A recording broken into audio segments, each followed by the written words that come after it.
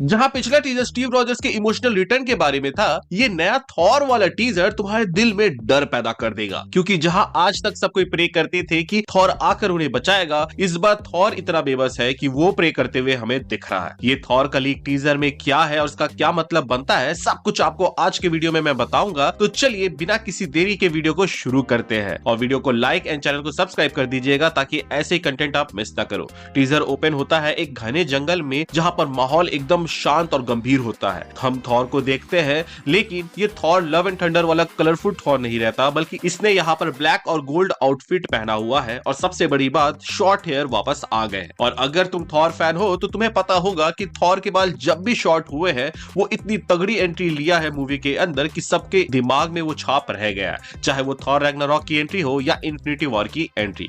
लेकिन नोटिस करने वाली चीज ये है कि यहाँ पर वो हमें एक रेड हुड पहना हुआ दिखता है और हाथ में स्टॉर्म ब्रेकर है। कॉमिक बुक फैंस समझ गए होंगे कि ये सीधा जेसन एरन के अनवर्दी थॉर रन से उठाया गया लुक है। थॉर अपने घुटनों पर बैठता है और आंखें बंद करके वो ओडिन से प्रार्थना करता है, जिसको सुनकर तुम्हारे रोंगटे खड़े हो जाएंगे। थॉर कहता है कि of all the crowns, the kingdoms, the pride, I ask for none, Father. Hear your son. I am not worthy of life, but still, I beg you, let the thread lengthen, not for thunder, not for war. Let me remain long enough to see my love once more. और screen cut होती है और text आता है, Thor will return in Avengers Doomsday. फिर वही countdown, और इसके बाद यहाँ पर जो सबसे ज्यादा सोचने वाली बात यह है कि थॉर यहाँ पे किसी जंग या ग्लोरी की भीख नहीं मांग रहा, वो सिर्फ अपनी बेटी लव को आखिरी देखना चाहता है। यहाँ पर एक बहुत ही तगड़ी थ्योरी निकल के आती है कि लव कोई आम बच्ची नहीं है, वो इटर्निटी से जन्मी है, जो कि लिविंग एम्बॉडीमेंट है मल्टीवर्स का। अगर इंकर्जन्स हो रहे हैं तो टाइमलाइन कोलैप्स करेंगे ही, तो इटर्निटी पर उसका असर पड़ना तय था, लेकिन उसका असर लव पर भी होगा, ये किसी ने नहीं सोचा। शायद लव थॉर को पहले ही डूम के इरादों के बारे में बता देती, इसलिए डूम ने उसको किडनैप कर लिया, या फिर लव की जरूरत है डूम को अपने मिशन में। इतना बड़ा क्लेम मैं यूं ही नहीं कर रहा। अगर आप थॉर के प्रेयर पे गौर फरमाओगे तो वहां पर वो अपनी बेटी को दोबारा देखना चाहता है, इसीलिए वो निवेदन करता है कि थ्रेड को थोड़ा लेंथन किया जाए। नॉर्स माइथोलॉजी में थ्रेड कोई रैंडम चीज नहीं है,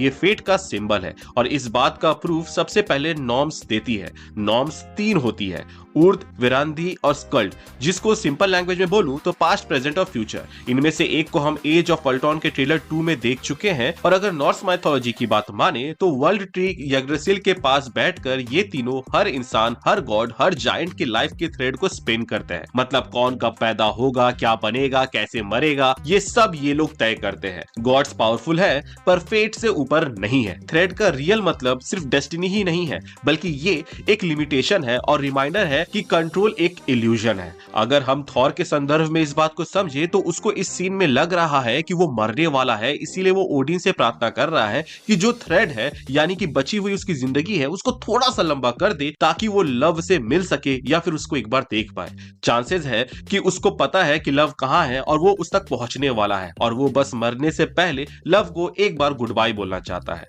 अब आते हैं सबसे डार्क पार्ट पर। मूवी में ये रूमर्ड है कि थॉर का रोल एक गार्डियन और एक प्रोटेक्टर का होगा, यानी कि वो फर्स्ट लाइन ऑफ डिफेंस है जिसको डॉक्टर डूम फेस करेगा। वो सैम विल्सन की टीम का पार्ट होगा, जहां उसका role Avengers Age of Ultron के जैसा होगा। अगर याद हो तो एज ऑफ अल्ट्रॉन में थॉर ने एक बहुत ही इंपॉर्टेंट डिसीजन लिया था, और वो ये था कि वो अपनी पावर से विजन को जिंदा करता है, और ये उसने बस यूं ही आके नहीं कर दिया था, और ना ही सिर्फ उस विजन के वजह से किया था। अगर आपने एज ऑफ अल्ट्रॉन के उस डिलीटेड सीन को देखा होगा तो आपको पता चलेगा कि थॉर उन 3 नॉर्म से ही मिलने गया था जिनकी बात मैंने अभी अभी की, यानी कि वो पास्ट, प्रेजेंट, फ्यूचर वाली विचेस, जहां वो थॉर को ये बताती है कि अल्ट्रॉन को हराने के लिए एक ह्यूमन सैक्रिफाइस लगेगा, और माइंड स्टोन की मदद से ही तुम अल्ट्रॉन को हरा पाओगे, जो कि मूवी में हुआ ही, जहां क्विकसिल्वर मारा गया, और अल्ट्रॉन को हराने में सबसे बड़ा रोल अगर किसी ने प्ले किया तो वो था विजन। अब इस डिलीटेड सीन को हटाने का सबसे बड़ा रीजन ये था कि ये सीन टेस्ट ऑडियंस को पसंद नहीं आया था,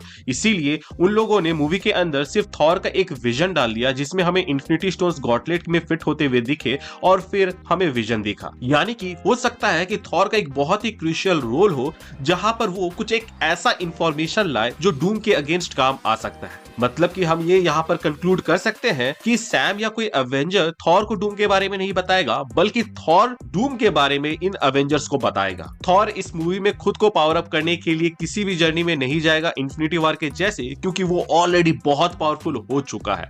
यहाँ आप एक सिमिलैरिटी देख सकते हो जहां रीड और थॉर दोनों अपने बच्चों को खो देंगे और उसको खोजने के प्रोसेस में वो इंकर्जन और डूम से डील करेंगे, जिसके साथ साथ डूम्सडे क्लॉक भी चलेगा। हम सब जानते हैं कि एवेंजर्स डूम्सडे हेवीली इंस्पायर्ड होने वाला है जोनाथन हिकमैन के टाइम रन्स आउट आर्क से। तो अगर आपने ये आर्क नहीं पढ़ा है तो इसको जाके पढ़िए, क्योंकि वहां पर जो दिखाया गया था वही चीज हमें मूवी में भी देखने को मिलेगा। कॉमिक के अंदर एक काउंटडाउन स्ट्रक्चर चल रहा होता है जिसमें बताया जाता है कि इन X month / days times run out. अब यही चीज हमें मूवी के अंदर भी देखने को मिलेगा, जहां पे X month and days till doomsday बताया जाएगा, जो कि मूवी में सेंस ऑफ अर्जेंसी को लाएगा कि खतरा और अंत कितना करीब है। कॉमिक्स में थॉर का एक आइकॉनिक मोमेंट था जहां वो बियॉन्डर से भिड़ते हुए ड्रोन आर्मी से लड़ते हुए मौत को गले लगाता है हाइपीरियन के साथ, ताकि बाकी यूनिवर्स बच सके। मूवी में ये बियॉन्डर बॉट्स की जगह डूम बॉट्स ले सकते हैं। हालांकि मुझे नहीं लगता कि कोई भी डूम बॉट थॉर को रोक पाएगा। थॉर को रोकने के लिए डॉक्टर डूम को ही सामने आना पड़ेगा। लेकिन यहाँ पर थॉर को प्रेयर करते देख और ये अनवर्दी लुक ये सब इशारा कर रहा है कि थॉर एक एपिक फाइनल बैटल लड़ने जा रहा है, जिसके बाद शायद तक वो वापस ना आए। ये सैक्रिफाइस काफी ज्यादा एपिक होगा, जहां थॉर अपनी लाइफ सैक्रिफाइस करेगा ताकि मल्टीवर्स को एक फाइटिंग चांस मिल सके। अब कॉमिक्स में थॉर के साथ फाइनल बैटल में हाइपीरियन था, जो कि मार्वल का सुपरमैन है और सेम टू सेम ओरिजिन रखता है। लेकिन एमसीयू में हाइपीरियन नहीं है, तो क्या वो रूल सेंट्री को दिया जाएगा या उसके जगह हरक्यूलिस हो सकता है। याद रखना, हमने लीक कॉन्सेप्ट आर्ट में सेंट्री को चेन से बंधा हुआ देखा था डूम कैसल के अंदर, तो ये चांसेस है कि हाइपीरियन के जगह सेंट्री हो, ना कि हरक्यूलिस। अब सच कहूं तो मेरे को भी बुरा लग रहा है, क्योंकि जिस तरह ये लोग टीजर को निकाल रहे हैं और जिस तरह का पोस्ट क्रिस हेम्सवर्थ ने पास्ट में किया था, वो कहीं ना कहीं हमें यही हिंट कर रहा है कि मार्वल वाले एक प्रॉपर धमाकेदार सेंड ऑफ प्रिपेयर कर रहे हैं क्रिस हेम्सवर्थ और थॉर के लिए एमसीयू से। पर चिंता की बात नहीं है, क्योंकि अगर थॉर इस मूवी में मर भी जाता है तो शायद तक अगले मूवी में वो वापस आ भी जाए, क्योंकि एमसीयू के अंदर वैलहल्ला का कॉन्सेप्ट ऑलरेडी इंट्रोड्यूस कर दिया गया है और उस जगह पे हमें जेन फॉस्टर को जाते हुए दिखाया गया था, जो कि थी माइटी थॉर। अब अगर थॉर डूम्सडे में मरता है तो चांसेस है कि वो सीक्रेट वॉर्स में हमें थॉर कॉर्प्स को लीड करते हुए दिखे, जहां थॉर और जेन फॉस्टर दोनों वापस आएंगे गॉड एम्परर डूम के खिलाफ लड़ने के लिए। अगर आपने जोनाथन हिकमैन का सीक्रेट वॉर्स पढ़ा है तो आपको पता होगा कि Thor corps God emperor Doom के पुलिस फोर्स थी, जो कि मल्टीवर्स के सारे थॉर वेरिएंट से बना था। यहाँ ओल्ड थॉर, किंग थॉर, जेन फॉस्टर का माइटी थॉर, बेटा रेबिल थॉर, एरिक मास्टरसन, यहाँ तक कि म्योनिर वाली स्टॉर्म भी थी, जिसको हम लोगों ने व्हाट इफ में देख रखा है। उनका लीडर शेरिफ स्ट्रेंज होता है, जिनको हमने लीक कॉन्सेप्ट आर्ट्स में देख लिया है और चांसेस है कि अपना ही डॉक्टर स्ट्रेंज वो शेरिफ स्ट्रेंज बनेगा।